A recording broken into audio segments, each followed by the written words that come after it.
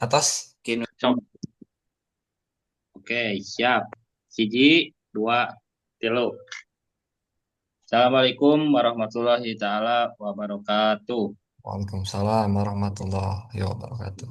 Eh, Kita akan mempresentasikan mata kuliah Islam untuk disiplin ilmu, memilih pemimpin wanita dalam perspektif Islam, diajukan untuk memenuhi tugas mata kuliah Islam untuk disiplin ilmu.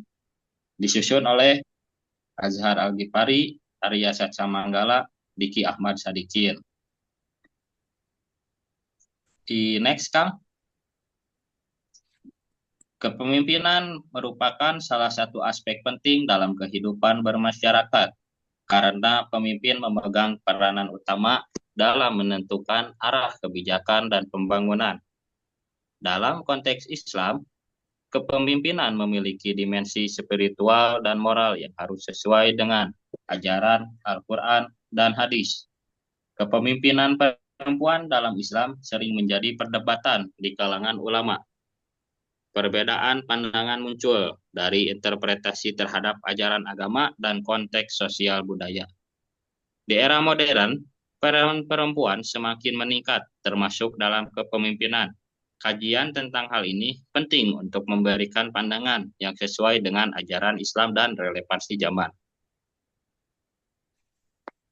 kepemimpinan Maka wanita dilanjut. dalam konteks Islam. Secara umum, hukum Islam tidak melarang wanita memimpin. Sejarah Islam mencatat banyak wanita yang menunjukkan kepemimpinan, seperti Ratu Balkis yang memimpin kerajaan Sabah dan dikenal karena kebijaksanaannya, dan Aisyah radhiyallahu anhu, istri Nabi Muhammad SAW yang menjadi figur intelektual dalam berbagai aspek termasuk dalam bidang keilmuan dan politik. Mangga Kang Diki. Ada pandangan konservatif yang beranggapan wanita sebaiknya tidak memimpin, terutama sebagai kepala negara. Salah satu hadis yang sering dijadikan dasar adalah sabda Nabi Muhammad SAW yang mengatakan bahwa suatu kaum tidak akan beruntung jika menyerahkan urusan mereka kepada wanita. Banyak ulama kontroverser berpendapat bahwa hadis ini tidak bisa diterapkan secara mutlak karena konteks zaman kini berbeda. Surat An-Nisa ayat 34 dianggap sebagai bukti bahwa wanita tidak bisa menjadi pemimpin.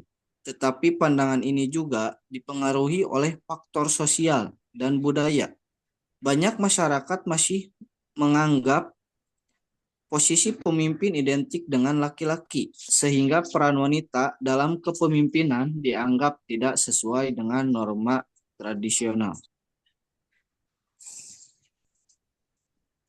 Di masyarakat modern, peran wanita dalam kepemimpinan semakin diperhatikan dengan kesadaran akan kesetaraan gender. Berbagai kebijakan internasional mendukung pemberdayaan wanita. Negara progresif dorong keterlibatan aktif wanita dalam kepemimpinan. Dalam Islam, prinsip keadilan menekankan bahwa pria dan wanita memiliki hak yang sama dalam kehidupan sosial dan politik, serta menegaskan kepentingannya kesempatan serta bagi wanita dalam kepemimpinan. Interpretasi perbedaan pendapat pandangan ulama.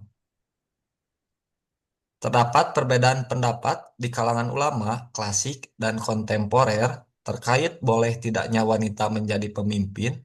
Ulama klasik cenderung melarang wanita menjadi pemimpin berdasarkan pemahaman tekstual terhadap beberapa hadis.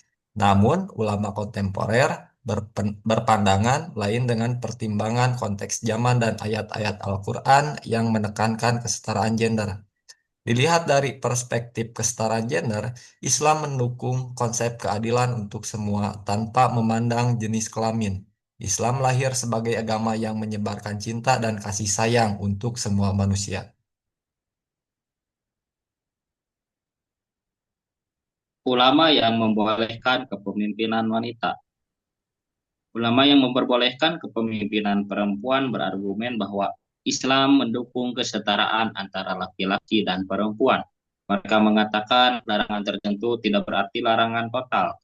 Beberapa ulama melihat larangan dalam hadis berkaitan dengan konteks zaman dulu dan bahwa interpretasi agama bisa disesuaikan dengan perkembangan zaman. Dasar pendapat mereka adalah kisah Ratu Saba dalam Al-Quran dan tidak adanya larangan jelas untuk perempuan memimpin. Mereka menekankan bahwa syarat pemimpin adalah amanah, adil, dan kompeten tanpa memandang jenis kelamin. Jika seorang wanita memenuhi syarat tersebut, maka dia bisa menjadi pemimpin.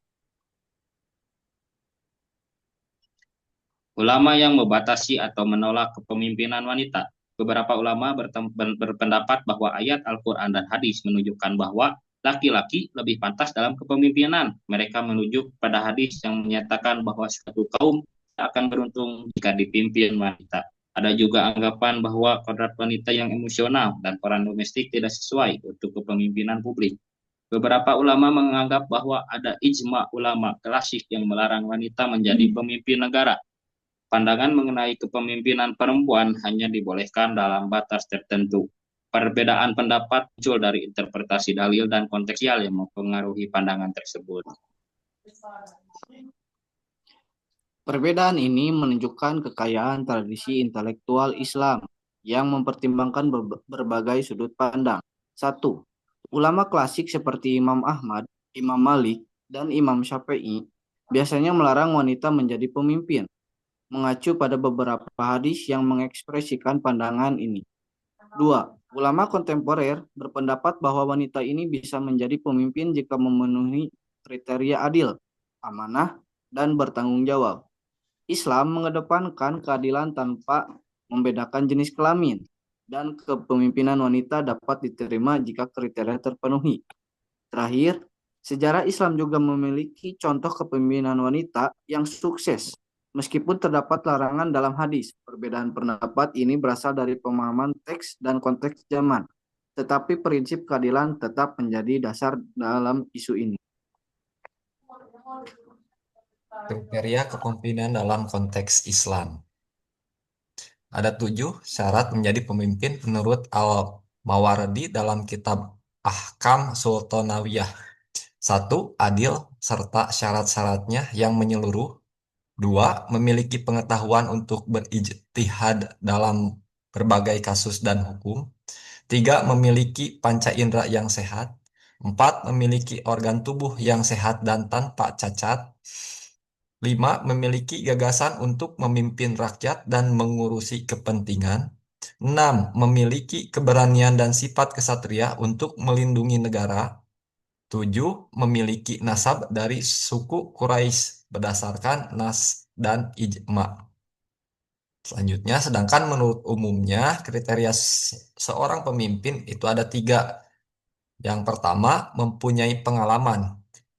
Pengalaman merupakan salah satu modal penting yang harus dimiliki seorang pemimpin. Pengalaman kepemimpinan bisa didapatkan dari berbagai sumber, seperti pengalaman kerja, pengalaman keluarga, dan pengalaman sukarela. Untuk menjadi pemimpin, tidak cukup hanya mengandalkan bakat, tetapi juga pengalaman. 2. Mempunyai ilmu. Banyak pihak mempertimbangkan kualitas pengetahuan dan pengalaman yang dimiliki seseorang dalam memimpin. Semakin berkualitas seseorang, hasil yang didapat juga berpotensi semakin baik. Pendidikan membantu pemimpin memperoleh pemahaman mendalam tentang isu-isu sosial, politik, ekonomi, dan lingkungan. 3. Mempunyai wibawa sebagai pemimpin. Pemimpinan yang berwibawa adalah gaya manajemen di mana para pemimpin membimbing tim dengan visi yang jelas, menginspirasi, antusiasme, dan memotivasi melalui contoh. Dampak kepemimpinan wanita. Ada dampak positif dan negatif bagi kepemimpinan perempuan. Dampak positifnya yaitu bagi organisasi, kepemimpinan perempuan dapat membangun organisasi yang lebih sehat dan inklusif, menghasilkan keputusan yang komprehensif, membangun hubungan baik, meningkatkan kualitas kerja, serta menjaga hubungan sosial dengan bawahan. Dan manfaat positif bagi masyarakat. Kepemimpinan perempuan memberikan kontribusi positif, memanfaatkan kreativitas dan pengalaman hidup untuk mengembangkan orang lain. Bagi kesetaraan gender, dampak positifnya ialah dapat membangun model peran positif dan menghilangkan bias gender dalam penilaian kinerja. Pemimpin dalam Islam tidak hanya dilihat dari gender, tetapi juga kemampuan untuk memimpin dengan adil dan bijaksana. Contoh kepemimpinan perempuan dalam Islam dapat dilihat dari kisah Ratu Balqis yang bijaksana. B. Dampak negatif kepemimpinan wanita. Dampak negatif dalam kepemimpinan perempuan merupakan kewajiban perempuan untuk menjaga aurat dan berperilaku sopan. Dalam berbagai interaksi, berdasarkan firman Allah dalam Quran, Surat Al-Ahzab ayat 59, perempuan pemimpin, baik di eksekutif, legislatif, atau lembaga publik, harus menampilkan akhlak terpuji agar dihormati dan menghindari fitnah. Nabi Muhammad SAW juga mengingatkan pentingnya menjaga jarak dan etika dalam interaksi antara laki-laki dan perempuan, termasuk dalam kepemimpinan. Perempuan memiliki batasan dalam berpakaian, interaksi sosial, akhlak, dan sopan santun. Namun, ulama berpendapat bahwa kepemimpinan perempuan tidak dilarang, asalkan memenuhi syarat-syarat tertentu. Imam Al-Ghazali mengingatkan agar perempuan pemimpin tetap menjaga norma agama, sedangkan Yusuf Al-Qaradawi menekankan pentingnya kesesuaian antara tugas dan etika Islami. Dan kesimpulan, dalam perspektif Islam, kepemimpinan wanita menjadi perdebatan di kalangan ulama. Sebagian berargumen bahwa wanita tidak diperbolehkan memimpin negara berdasarkan interpretasi Al-Quran dan hadis. Mereka percaya bahwa wanita lebih cocok sebagai ibu dan pengatur rumah tangga. Di sisi lain, ulama kontemporer berpendapat bahwa konteks zaman dan kesetaraan gender harus dipertimbangkan, dan wanita kompeten dapat memimpin, seperti Ratu Balkis dalam Al-Quran. Perdebatan ini menunjukkan bahwa kompetensi lebih penting daripada jenis kelamin, dan umat Islam bebas memilih pandangan yang diyakini benar. Izinkan kesimpulan kembali lagi. Buat kesimpulannya saya tambahin, di konteks zaman sekarang, siapapun boleh menjadi pemimpin, maupun laki-laki atau perempuan. Siapa saja yang mau jadi pemimpin boleh saja, asalkan sesuai dengan syarat tadi menjadi seorang pemimpin. Jadi perempuan itu bisa di zaman sekarang menjadi pemimpin, asalkan memenuhi kriteria tersebut. Yang pertama itu memenuhi syarat menjadi pemimpin dan punya sifat kepemimpinan.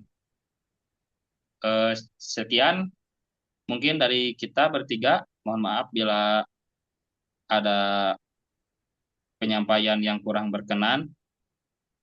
Mohon maaf dan kita tutup sampai di sini. Billahi taufiq wal hidayah. Wassalamualaikum warahmatullahi Warahmatullahi wabarakatuh. wabarakatuh. Salam.